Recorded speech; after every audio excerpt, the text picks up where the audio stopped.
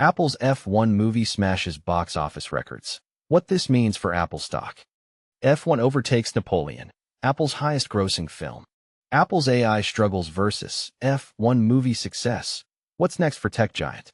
Apple's F1 movie smashes box office records. What this means for Apple stock.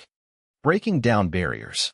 Apple's F1 film speeds to $237 million at the global box office, boosting Apple stock by 6%. In a groundbreaking move, Apple, AAPL, has finally shattered the glass ceiling in Hollywood with its $200 million racing film F1, starring the incomparable Brad Pitt. Since its release on June 26th, the movie has raked in an impressive $237 million at the global box office, marking Apple's most successful theatrical release to date. This remarkable achievement could be the catalyst that propels Apple's content division toward profitability, and it's already had a profound impact on the company's stock, with Apple rising 6% over the past 5 trading days. But here's where it gets interesting. F1 is not just a commercial success, it's also a testament to Apple's innovative approach to filmmaking. The tech giant utilized real F1 race cars equipped with iPhone cameras to capture breathtaking, high-resolution footage, showcasing the film through its own channels, including exclusive Apple Pay ticket discounts and a high-profile New York retail appearance by Pitt and CEO Tim Cook. This milestone marks a significant turning point for Apple, which has invested a staggering $20 billion in original films and series since launching Apple TV Plus in 2019. While previous big-budget titles like Napoleon, Argylle, and Killers of the Flower Moon failed to impress at the box office, F1 has outperformed expectations and may become Apple's first film franchise. The company's annual theatrical film budget is around $1 billion, and going forward, it aims to limit large-scale releases and focus more on streaming content. So, what's next for Apple's content division? Upcoming titles include Spike Lee's Highly 2 Lowest and Matchbox, a live-action Mattel-based film starring John Cena. F1's success could be the key to boosting Apple TV Plus subscriber numbers and demonstrating that Apple's investment in original content can deliver more than just awards. It also signals a shift toward more conventional studio strategies, with the potential for sequels and broader audience appeal. But not everyone is convinced. Despite F1's success, analyst. F1 overtakes Napoleon, Apple's highest-grossing film. A cinematic victory lap for Apple. F1. The movie has just recorded $293 million at the global box office in only 10 days, vaulting past Martin Scorsese's Killers of the Flower Moon, $158 million, and Ridley Scott's Napoleon $221 million, to claim the title of Apple's most lucrative theatrical release. But here's where it gets controversial. This benchmark seems modest when you consider that Apple has only released 5 films in cinemas, and 2 of them, Fly Me to the Moon $42 million, and Argylle $96 million, barely made a ripple. And this is the part most people miss. For a studio still finding its footing on the big screen, F1 represents more than a box office triumph.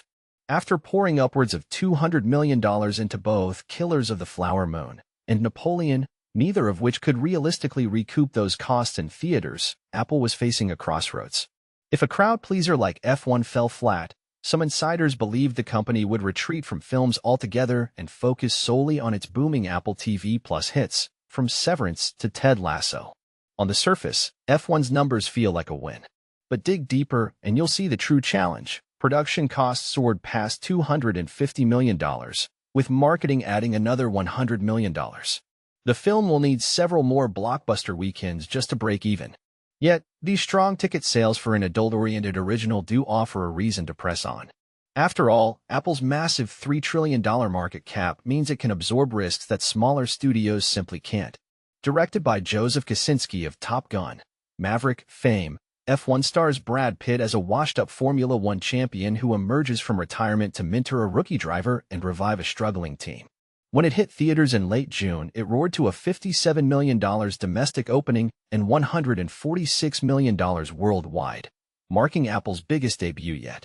Positive word of mouth should keep the momentum alive, even with stiff competition from Jurassic World Reborn and anticipated tentpoles like Superman and Fantastic Four: The First Steps. Globally, audiences outside North America have contributed $109.5 million, with standout markets including China, $22 million, The United Kingdom, $17.3 million, Mexico, $12.3 million, France, $11.5 million, and Australia, $9.8 million. And don't overlook the impact of premium formats. Shot entirely on immersive IMAX cameras around real F1 circuits, the film has generated approximately $60 million from IMAX screenings alone, over 20% of its total box office. So here's the question for you. Is it still worth it for Apple to gamble hundreds of millions on single theatrical events, or should it double down on its streaming successes instead? Is this a bold new path for tech titans in Hollywood, or an expensive detour? Share your take below and let us know if you think this high-speed gamble will pay off. Apple's AI struggles versus F1 movie success. What's next for tech giant? Apple recently achieved a significant milestone with the release of its blockbuster movie, F1, which debuted to massive box office success and critical acclaim. However, this triumph comes at a time when the tech giant faces substantial challenges in its artificial intelligence sector. This contrast highlights the dual nature of Apple's progress, shining brightly in entertainment while grappling with AI advancements.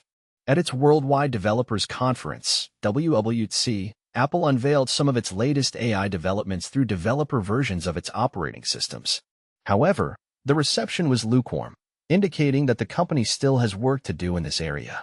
Meanwhile, F1 not only showcased Apple's prowess in the entertainment industry but also underscored its ability to invest in long-term projects and tap into popular culture. The success of F1 can be attributed to several factors. First, Apple's commitment to building a robust presence in Hollywood over the years has paid off. When Apple TV Plus launched in 2019, it faced skepticism due to limited original content. Nevertheless, the company expanded its operations in Culver City, California, invested in talent, and built strong industry relationships. These efforts have now culminated in a movie that leads the box office during the peak summer season. Moreover, Apple's marketing strategy for F1 was exceptional. The company leveraged its Wallet app to send promotional notifications and even brought in celebrities like Brad Pitt and Lewis Hamilton to generate buzz. Such high-profile endorsements are crucial for boosting visibility and credibility. While F1 demonstrates the potential of Apple's services business, the broader picture reveals a more complex reality. The services unit encompasses various components, including payments, iCloud subscriptions, and streaming services. Although films represent a small portion of this business, they serve a vital role in attracting high-profile talent and generating public interest. On the flip side, Apple's struggles with AI are a cause for concern. During WWDC, the company introduced minor machine learning features but failed to unveil the advanced Siri capabilities that investors and consumers eagerly anticipate. In an era where competitors like OpenAI, Anthropic, and Google are pushing the boundaries of AI, Apple's current offering seems outdated. Siri, once a pioneering voice assistant, has remained largely unchanged since its debut in 2011. It still struggles with open-ended questions and lacks the conversational fluidity seen in more recent AI models. This stagnation contrasts sharply with the rapid advancements made by rivals like Google. Some analysts believe that Apple has a few years before its lack of competitive AI features starts to impact device sales. However, the pressure is mounting, especially with Johnny Ive's involvement in developing new hardware with OpenAI. Apple cannot afford to fall behind in the AI race. The controversy surrounding Apple's AI strategy centers on whether the company should continue to develop its own AI models or consider integrating external solutions like Anthropic's Claude or OpenAI's ChatGPT. This decision could signify a significant shift in Apple's approach to core technologies, a principle long championed by CEO Tim Cook. Ultimately, Apple's success with projects like F1 showcases its ability to achieve long-term goals when committed. However, the company must address its AI shortcomings to remain a leader in the tech landscape. As investors and consumers watch closely, the question remains, can Apple balance its strengths in entertainment with the demands of the rapidly evolving AI industry? Apple's F1 movie